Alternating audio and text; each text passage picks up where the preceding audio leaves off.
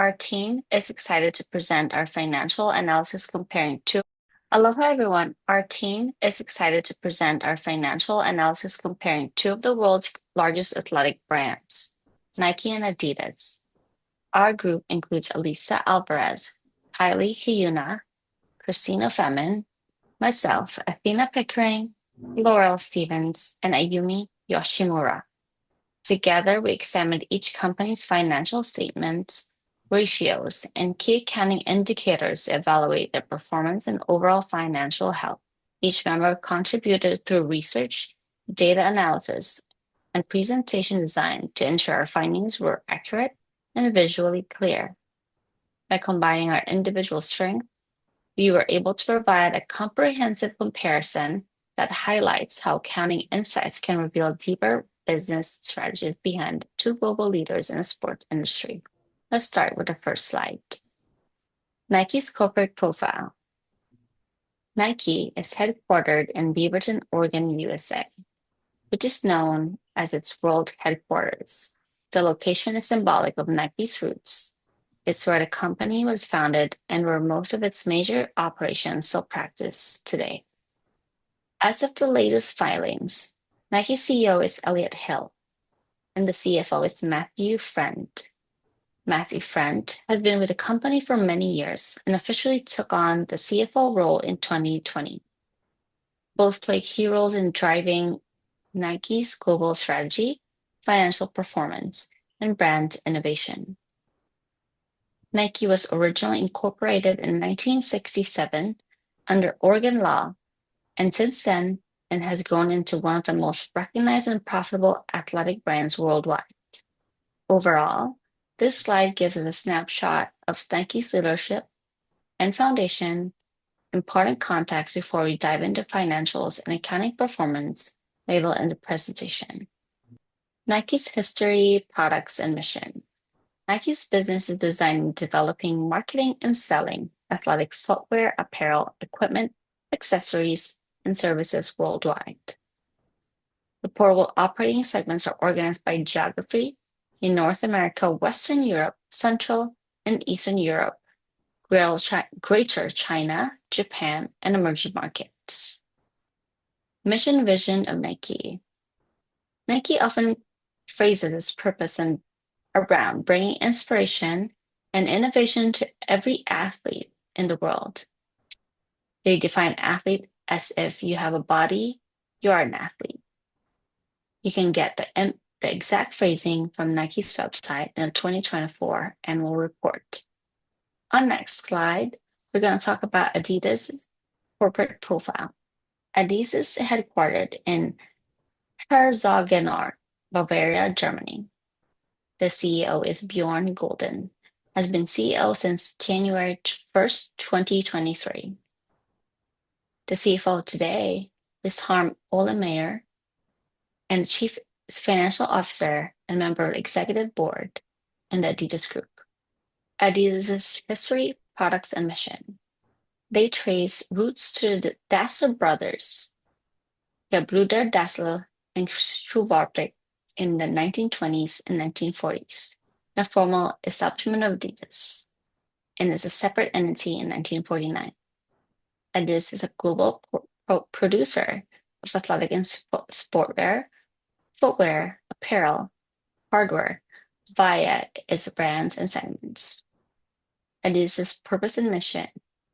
In the 2024 annual report, they emphasize its responsibilities across its value chain, sustainability, and that employees are key to the success. To ensure a fair comparison between Adidas and Nike, convert Adidas figures from euros to US dollars. Use of the dollar 0.0389 in converting spot rate. The two companies have different reporting dates. Adidas calendar year ended in December 31st, 2024, while Nike's fiscal year ended in May 31st in 2024. Now on to the next presenter. All right, I'll be presenting how are they doing financially. Here we're comparing Adidas and Nike's most recent financial performance. Adidas reported about 23.7 billion euros in revenue, which converts to roughly about 24.6 billion USD, while Nike nearly doubled that at 46.3 billion. Nike also achieved a much stronger gross income, almost 19.8 billion compared to Adidas's 12.5 billion. This shows that Nike maintains tighter control over production and pricing. And when it comes to net income and margins, Nike again outperformed with a 6.9% net margin compared to Adidas 3.5%, meaning that Nike converts a larger share of its sales into actual profit. These overall numbers reflect Nike's stronger operational efficiency and brand profitability globally. And next, we'll look at how these trends have evolved over the past 2 to 3 years.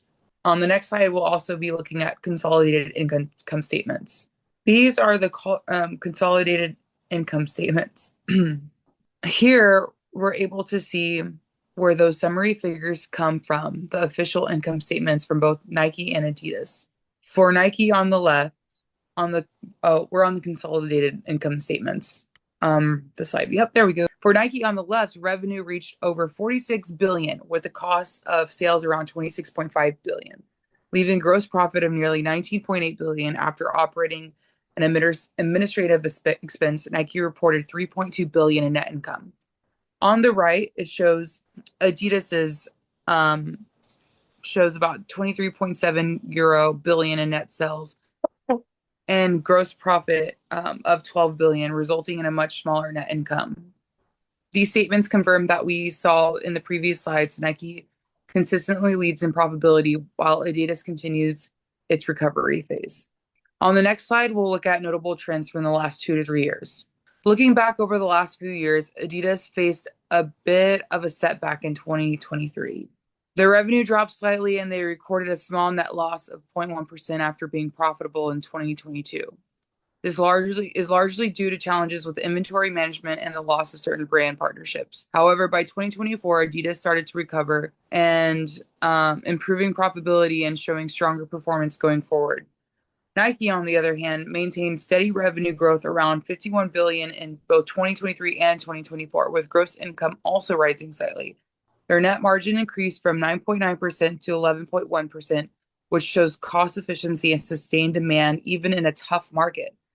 In summary, while Adidas is rebounding, Nike has shown consistency and stronger financial control overall. On the next slide, basically, overall, the data clearly shows that Nike holds a stronger financial position supported by efficient cost management and higher brand profitability. While Adidas is gradually regaining stability after recent challenges, the gap between them has narrowed slightly, but Nike remains the leader in both the scale, performance, and brand. And then my classmate will talk about the next slides. So, hi everyone, I'm Christine and I'll be sharing our financial analysis for slides 5 to 9. So, let's start with short-term liquidity. This shows how well each company can pay off their debts, short-term debts. And for Adidas, this one, the quick ratio is 0.61 and the current ratio is 1.24, while Nike has a quick ratio of 1.3 and a current ratio of 2.2. So overall, Nike has a stronger liquidity position, meaning it's more capable of handling short-term obligations and unexpected expenses compared to Adidas. By the way, the formulas and the conversion solutions we use for these computations can be found in the speaker notes for anyone who wants to review and the detailed steps later. Next slide is about the leverage and solvency. These financial ratios assesses how much debt each company uses and how well they can meet long-term obligations. Adidas is more leverage, showing higher debt to equity ratio of 2.52, while Nike is only 1.77. This means that Adidas relies more on borrowed funds to finance its assets, while Nike maintains a healthier balance between debt and equity. Now, looking at the debt to assets ratio, Adidas also scores higher, meaning a larger portion of its total assets are financed through debt. Nike's lower ratio indicates its finances more of its assets using equity, giving it greater long-term stability and flexibility if market conditions change.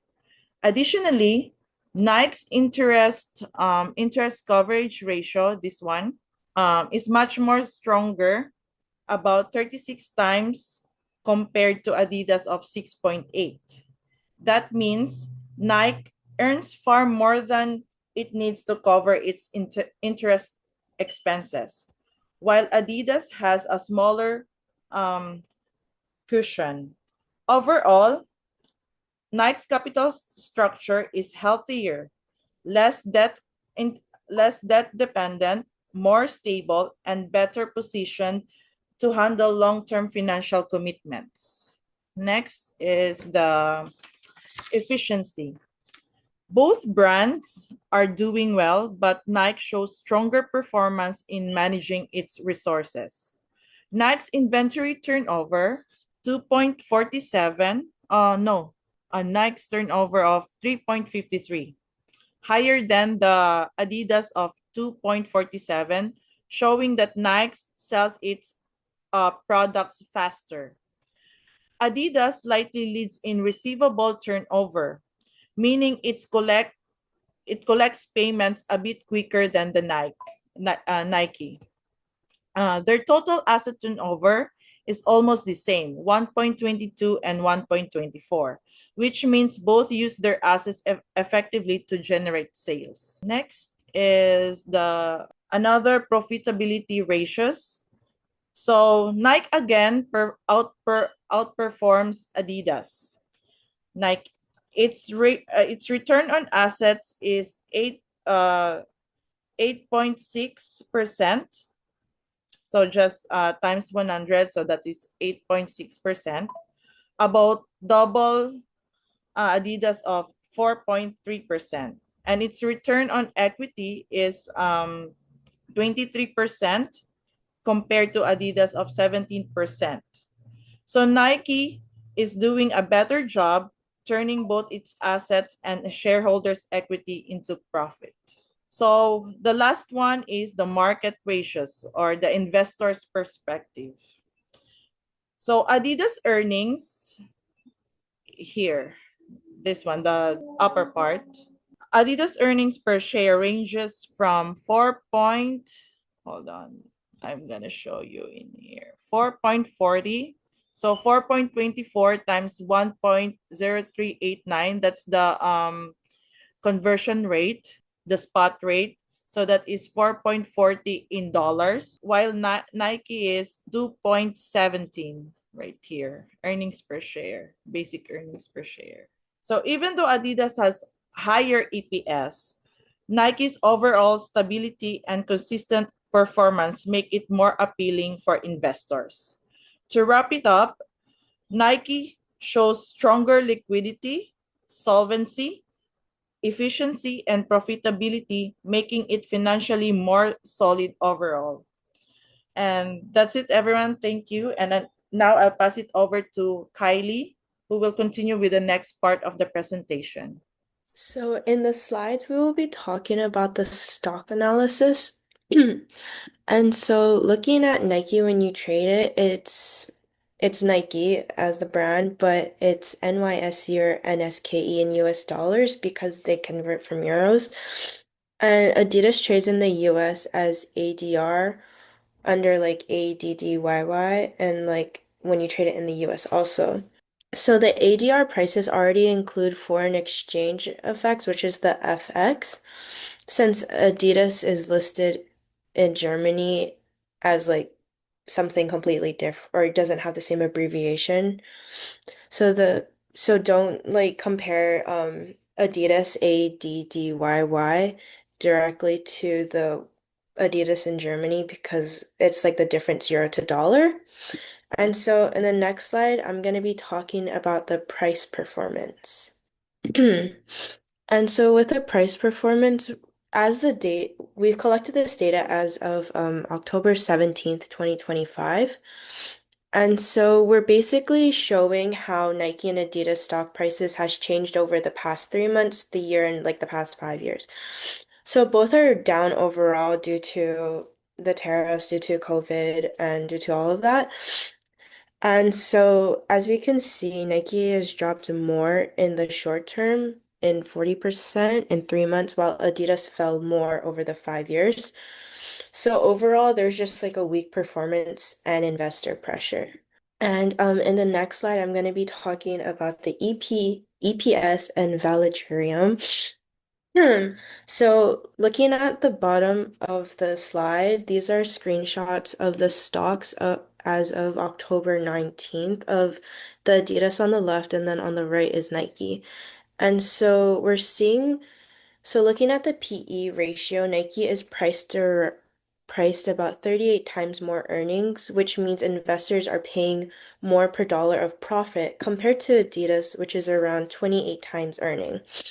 This shows that the market is willing to pay more for Nike's earnings, which could show that investors expect a stronger growth from Nike. And so basically how we got the PE or the TTM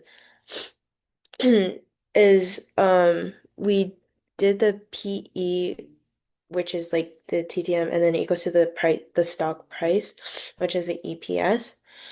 And so looking at all of this, Adidas still has like a high PE when it comes to like the whole thing across, and it's like more affordable based on the earnings. But overall, both brands are clearly trusted by investors and is like doing pretty well. But Nike is priced more due to its premium growth stock, while Adidas looks slightly better for investors who want more value for their money.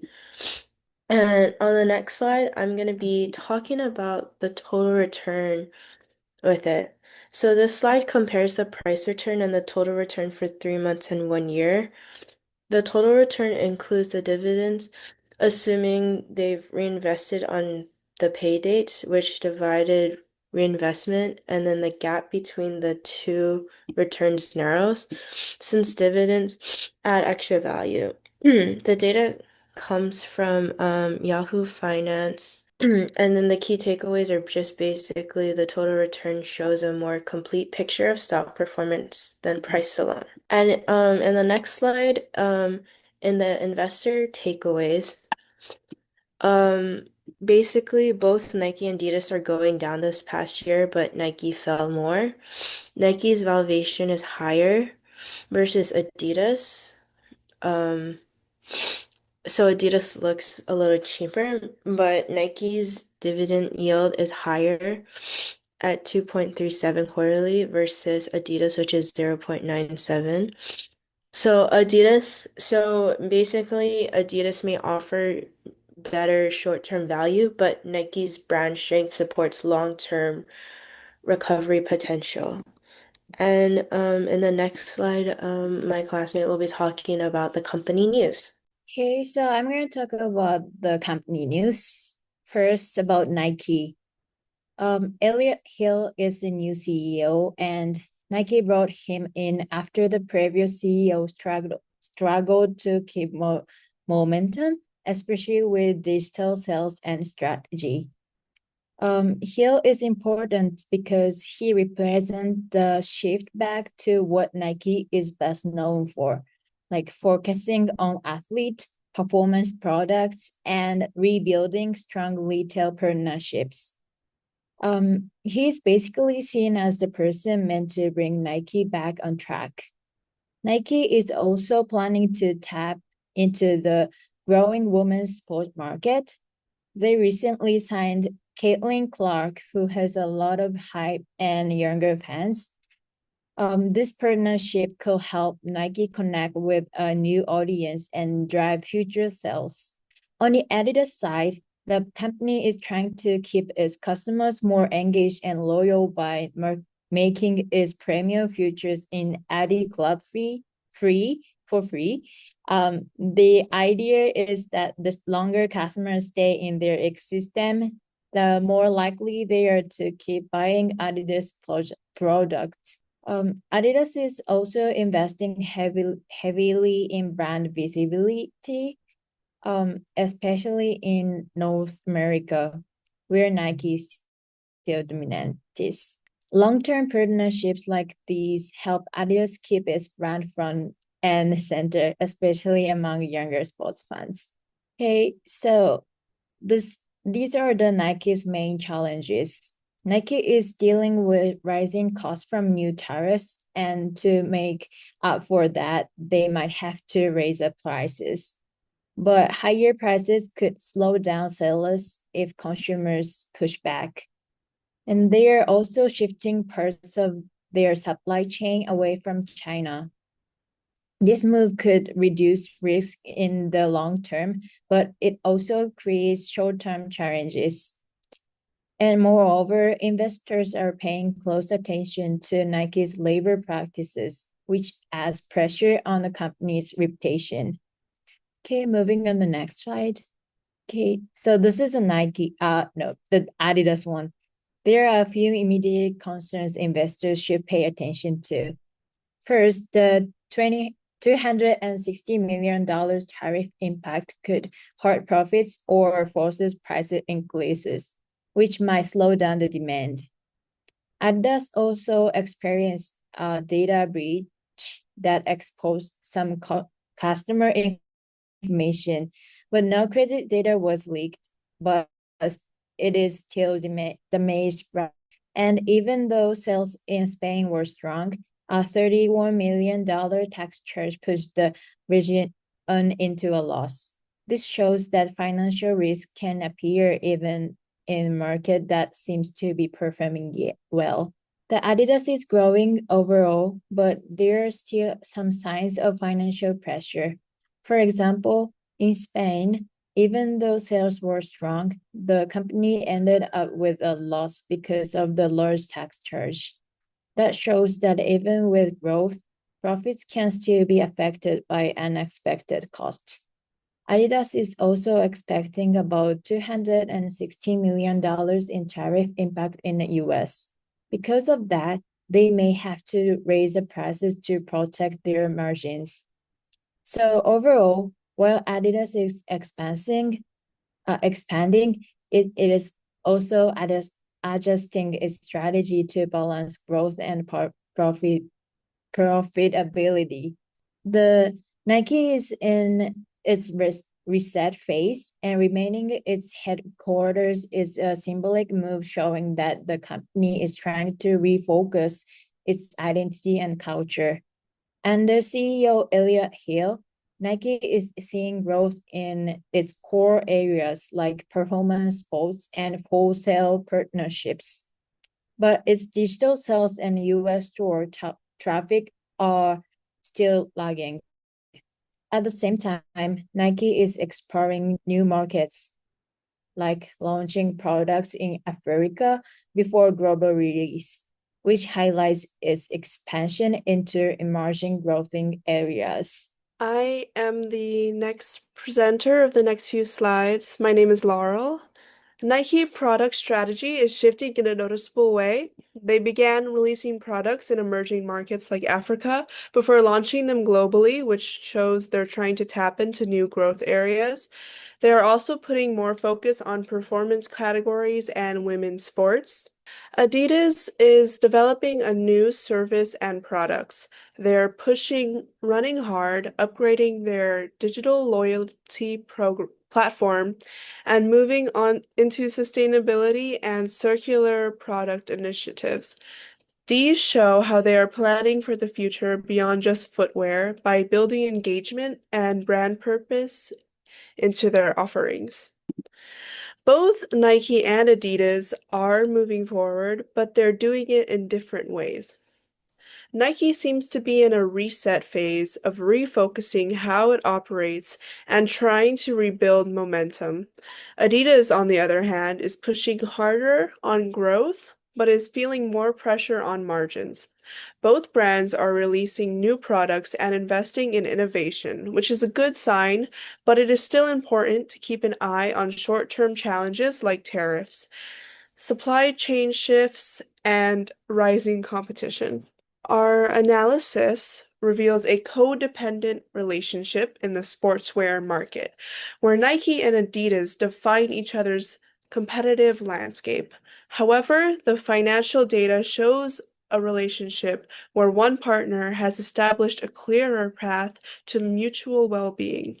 Nike's financial performance demonstrates a stronger ability to sustain itself and the broader ecosystem. Its higher gross and net margins are not just numbers, they are a testament to a system of efficient operational control and valuable brand perception. This financial health allows Nike to be a more stable and influential force, setting a benchmark that strengthens the entire industry's pursuit of excellence. So, our recommendation is straightforward. We would invest in Nike.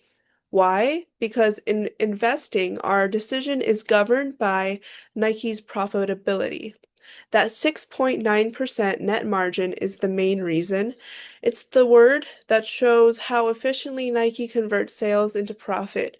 We invest in Nike because its financial stability allows it to lead the relationship with the market from a position of strength, not control. Its superior profitability and operational efficiency means it can better nourish its own strength, its own growth through innovation and marketing, which in turn raises the standard for all.